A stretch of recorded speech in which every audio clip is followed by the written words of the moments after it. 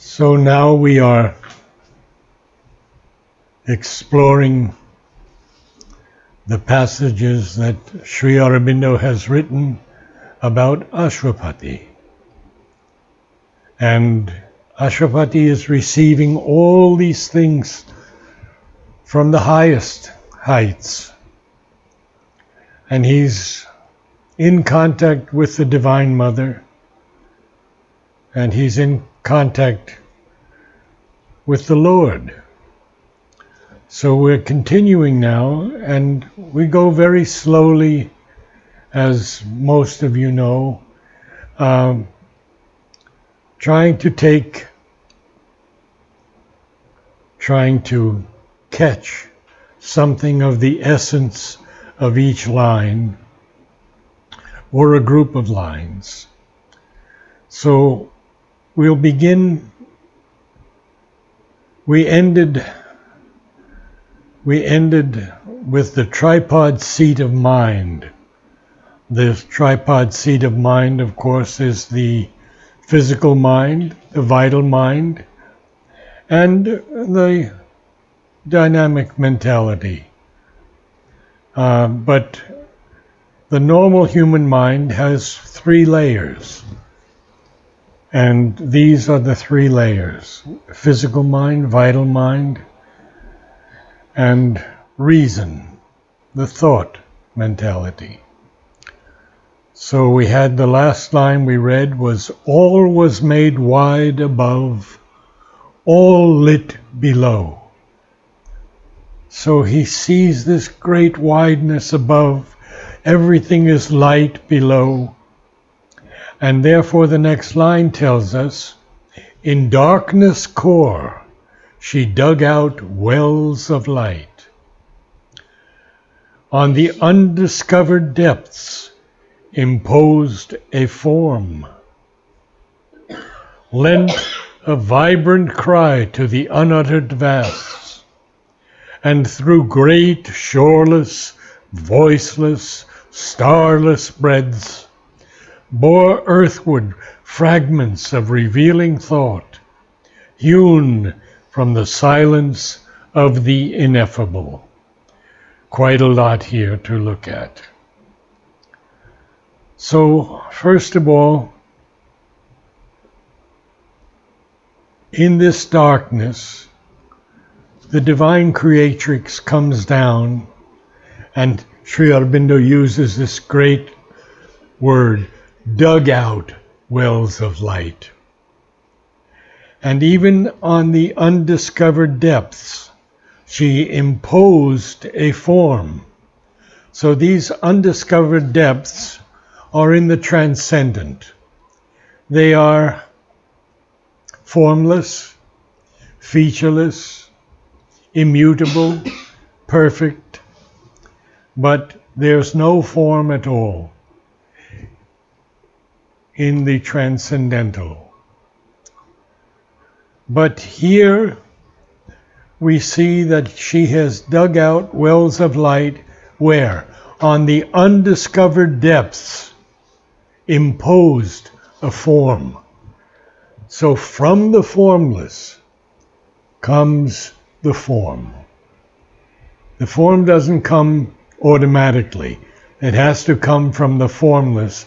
And so the divine creatrix has imposed a form on these undiscovered depths. Now,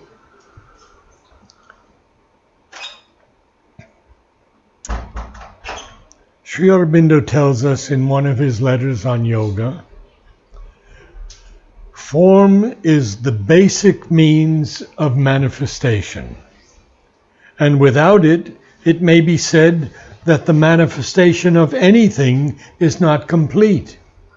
Even if the formless logically precedes form, yet it is not illogical to assume that in the formless, form is inherent and already existent in a mystic latency. Otherwise, how could it be manifested? And then again he says in the essays on the Gita, Each form is a symbol of some divine power, vibhuti, concealed in it, and to the seeing eye, each finite carries in it its own revelation of the infinite. So within that finite is the infinite also. So lastly, in the Upanishads, he says, practically, therefore, all form is only an operation of consciousness, impressing itself with presentations of its own workings. Lent a vibrant cry to the unuttered vasts, vibrant, pulsating with energy and vigor. And through great shoreless, voiceless, starless breaths, this is again in the infinity, she bore earthward fragments of revealing thought, hewn from the silence of the ineffable. Look how Sri Aurobindo uses words for us.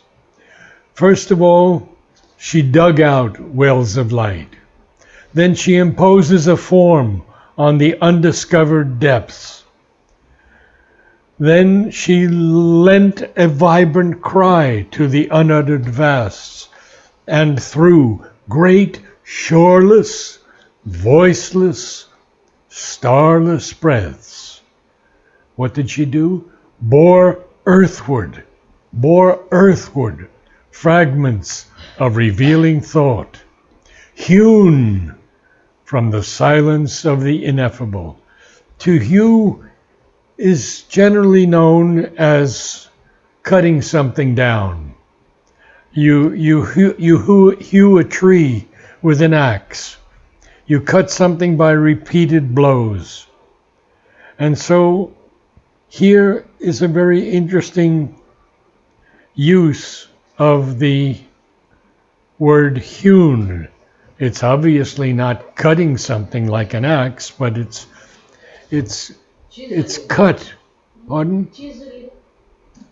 Chiseled, cut, formed. All these words would be correct. From the silence of the ineffable. So it comes from the highest transcendent.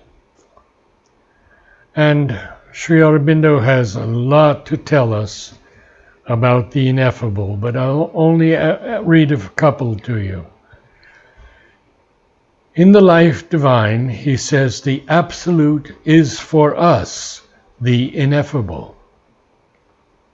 And in the Synthesis of Yoga, he says, a transcendent bliss, unimaginable and inexpressible by the mind and speech, is the nature of the ineffable, that broods immanent and secret in the whole universe and in everything in the universe. Its presence is described as a secret ether of the bliss of being, of which the scripture says that if this were not, none could for a moment breathe or live. And this spiritual bliss is here also in our hearts. See, science has not yet been able to bridge that gap of materialism to understand the ether. And the ether is what allows us to breathe and to live. When science can reach that, it'll come very close to the yoga. A voice in the heart uttered the unspoken name. A dream of seeking thought, wandering through space. So much unthought. Entered the invisible and forbidden house. The treasure was found of a supernal day. We know that supernal means synonymous with heavenly. So now we have to go back and see a voice in the heart uttered the unspoken name. Now I've read to you previously of the Word. Remember last week? Creation by the Word. And God said, "Let there be light," and there was light. So that's creation by the Word. But the name is a little different. Name, in its deeper sense, is not the word by which we describe the object, but the total of power, quality, character of the reality which a form of things embodies, and which we try to sum up by a designating sound, a knowable name, nomen. Nomen, in this sense, we might say, is Numen. The secret names of the gods are their power, quality, character of being, caught up by the consciousness and made conceivable. The infinite is nameless, but in that namelessness, all possible names, numens of the gods, the names and forms of all realities, are already envisaged and prefigured, because they are there, latent and inherent in the all-existence. Powerful statements. Oh, a dream of seeking thought, wandering through space. And I'll just quote a few things on thought because it's very important from the Life Divine and essays Divine and Human. Life Divine first. Thought in itself, in its origin on the higher levels of consciousness, is a perception, a cognitive seizing of the object or of some truth of things which is powerful, but still a minor and secondary result of spiritual vision. So he doesn't say it's the highest at all. A comparatively external and superficial regard of the self upon the self, the subject upon itself, or something of itself as object. So all thought is only a perception. There's no absolute truth or reality in it. And in his essays, Divine and Human, he humorously tells us, a thought is an arrow shot at the truth. It can hit a point, but not cover the whole target. But the archer is too well satisfied with his success to ask anything farther. So, we move on. There's so much of thought. It's in the letters on yoga, he says, thought is quite possible without words. Children have thoughts, animals too. Thoughts can take another form than words. Thought perceptions come first. Language comes to express the perceptions and itself leads to fresh thoughts. Interesting, huh? Very interesting. It's possible but without words. Entered the invisible and forbidden house, colon after house, because he wants to tell us that the treasure was found of a supernal day. Now, we get into this line, in the deep subconscious glowed her jewel lamp. What is this subconscious that Sri Aurobindo speaks of so often in all of his works, in Life Divine, in Letters on Yoga, in many, many other works, the synthesis of yoga. So here's one from his Letters on Yoga. The subconscious is a thing of habits and memories, and repeats persistently, or whenever it can, old suppressed reactions, reflexes, mental, vital, or physical responses. It must be trained by a still more persistent insistence of the higher parts of the being to give up its old responses and take on the new and true ones. This is a problem, of course, that we all have. Things from my father still come back to me. Actions, something he would say, something my mother would do. And you think you've gotten rid of them, but they're lodged somewhere down there in the physical mind and very hard to get rid of. Very difficult. So in another letter on yoga, he says about the subconscious, it is the submental base of the being and is made up of impressions, instincts, habitual movements that are stored there. Whatever movement is impressed in it, it keeps. Wow. Is it like the samskara? Is it like the samskara? No, it's much deeper. Whatever movement is impressed in it, it keeps. If one impresses the right movement in it, it will keep and send up that. Interesting. That is why it has to be cleared of old movements before they can be a permanent and total change in the nature. When the higher consciousness is once established in the waking parts, it goes down into the subconscious and changes that also. Makes a bedrock of itself there also. Interesting.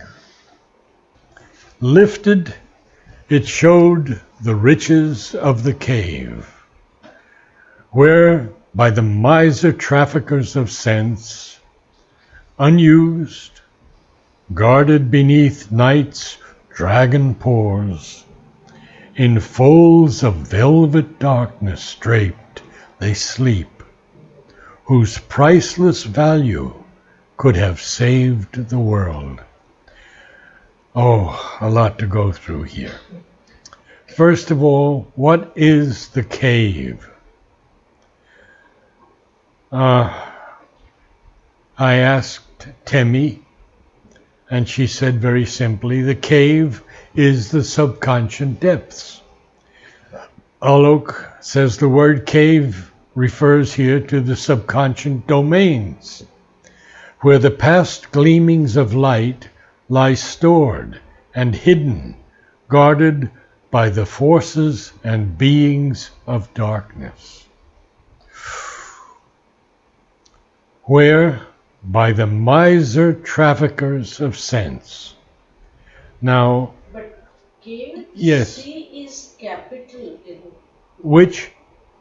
Lifted and showed the riches of the cave. C. Yes, the cave is capitalized, yeah. Yes. And the cave here is truly the subconscious. Yeah. Now we have this line, where by the miser traffickers of sense. Well, we know what a trafficker is, and we're hearing about them all the time, but it's not that exactly here, but it's someone who exchanges goods and services for money. So that's a trafficker. But these traffickers are misers, and they're miser traffickers of sense. unused, guarded beneath night's dragon paws. What does Sri Aurobindo have to tell us about night? Very briefly. The night is the symbol of the ignorance or avidya in which men live, just as light is the symbol of truth and knowledge. In a way, in the way that one treads with the greater light above, even every difficulty gives its help and has its value. And this very important end. And night itself carries in it the burden of the light that has to be. So night holds within itself the burden of the light that must come. We have not heard this in any of the other avatars, vibhutis. This is pure Sri Aurobindo. Then he says, unused, guarded beneath night's dragon paws, in folds of velvet darkness draped, they sleep, whose priceless value could have saved the world. Now he's going to tell us the same thing again that I just read to you in Letters on Yoga, but in poetry. A darkness carrying morning in its breast. Wow. A darkness carrying morning in its breast. Looked for the eternal wide returning gleam, waiting the advent of a larger ray and rescue of the lost herds of the sun. I wish we had Vladimir with us now, because all of this is pure Veda. Or Purani. I could have brought Purani's book. But the lost herds of the sun, let me quote from Amal in his hundreds of letters to me on phrases in Savitri. I think this is the reflection of a Vedic image and refers to the world of the ignorance, where what has come from the truth has gone astray. So the lost herds of the sun were in the truth, but they've gone astray, and they are waiting for the advent of a larger ray and their own rescue. Now, Temi says, the cattle of the sun, the cows of the sun have gone down into the darkness of the caves, and the rishis have to rescue them. It is the parable of the light going into the darkness, and we have to retrieve the light. Narad, the same image comes in Savitri, the very first canto. The darkness comes and touches the earth Yes. sucks everything. Yes. However light flows, it got into the darkness. And it is this darkness in Canto 1 of Book 1 that Sri Aurobindo revised 50 times. 50 times. Each time he rose to a higher realm of experience, he rewrote it again and again and again, 50 times. I think it's probably the most powerful canto on the darkness and the attempt of the light to penetrate the darkness in all of Savitri. Alok said the powers and forces that emerged from the divine, but have now strayed from their purpose and fallen into a state of darkness and ignorance. And so he had a full stop after rescue the lost herds of the sun. In a splendid extravagance of the waste of God, dropped carelessly in creation's spendthrift work, left in the chantier of the bottomless world, and stolen by the robbers of the deep, the golden shekels of the eternal lie, hoarded from touch and view and thought's desire, locked in blind antras of the ignorant flood, lest men should find them and be even as gods. And we're going to end there because I have a lot to cover with you here. So,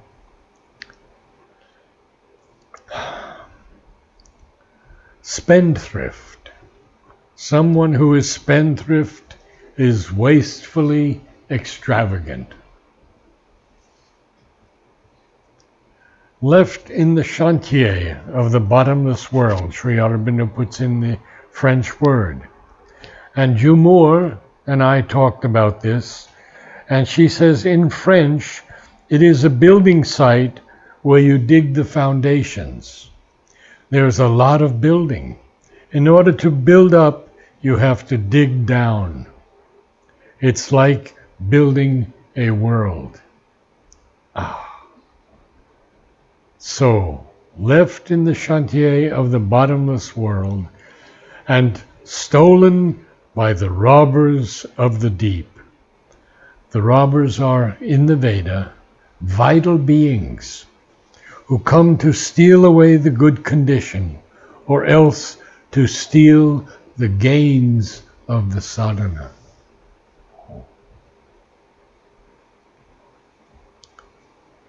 And that's where the golden shekels of the eternal lie. The shekels are coin or money, you can say. Riches. The eternal, Sri Aurobindo says, that which is cannot perish. It can only lose itself. All is eternal in the eternal spirit. Each is the whole eternal concealed. And that's from the life divine, that each of us is the whole eternal, concealed in these seemingly separate bodies. And he says in the life divine, the eternal is our refuge. All the rest are false values. The ignorance and its mazes, the self-bewilderment of the soul in phenomenal nature. Hoarded from touch and view and thought's desire, locked in blind antras of the ignorant flood, an antra's cavern or a cave, lest men should find them and be even as gods. Now, I wanted to close tonight, if I can find this thing that I wanted to share with you. So I'm going to read to you my experience with Nolini on my birthday in 1979. I had written him a long letter, 2 pages, single-spaced on my typewriter. No computers then. And I asked the following question. Is Auroville, individually and collectively, now strong enough to stand on its own and seek the truth of its being? Or is a reconciliation with the Sri Aurobindo Society necessary? So Mary Helen my wife, gave him the letter, and he told her I should come on the morning of my birthday. When we came to the door, he warmly called, come in, sit down, anywhere. All places are the same. And of course, there were only 2 chairs. So he indicated to Mary Helen to take his secretary's chair, while I sat on the floor near him. Now, it was an aspect of Nolini one rarely sees. You know, he was generally a little bit stern, very few words, and this was completely different. A great sweetness and closeness. And he spoke generously and candidly to us for more than 10 minutes. He began speaking about Oroville and the numerous experiments Mother is making there. He said she is trying so many ways, and spoke of individuals and groups as units expressing or working out something specific. He said the whole world is like that, but you haven't come here to be like that, like the rest of the world. You come here to realize the oneness, the unity.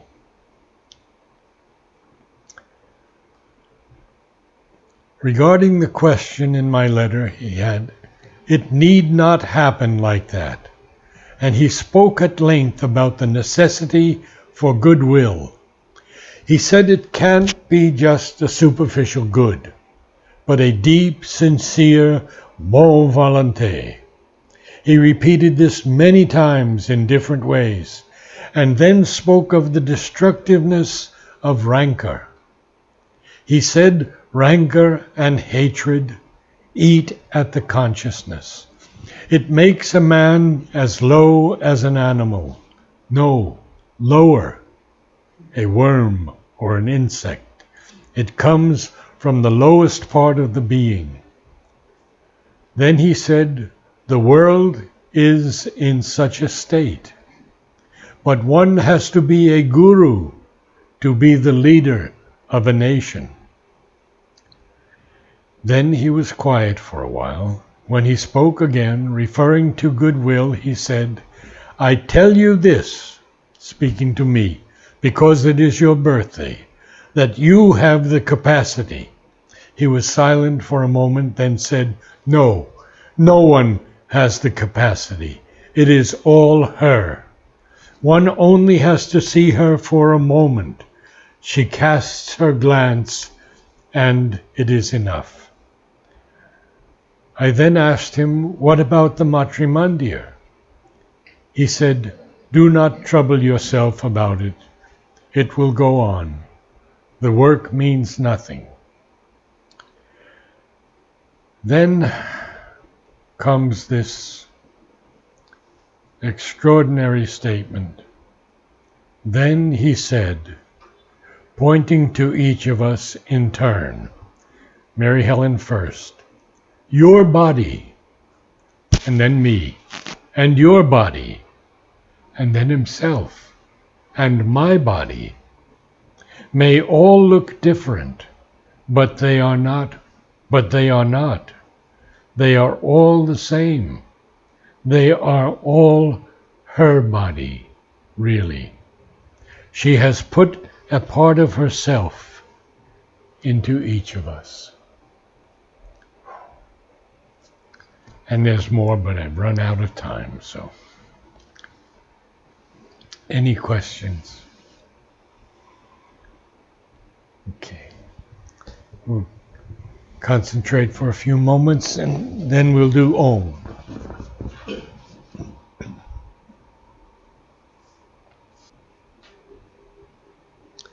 Om.